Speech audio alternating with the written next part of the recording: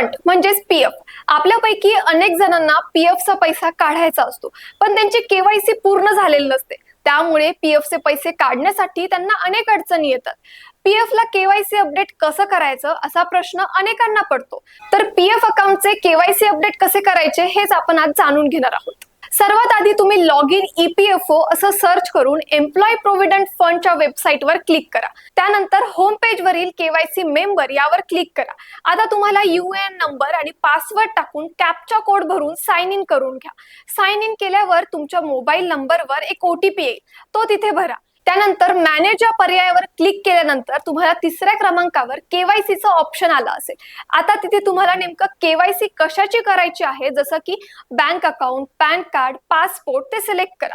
आता तुम्हाला जो बँक अकाउंट पीएफ खात्याला केवायसी करायचा आहे तो नंबर तिथे टाका. त्यानंतर आयएफसी कोड भरा आणि टर्म्स अँड कंडिशन्स ओके करून सेव्ह करा.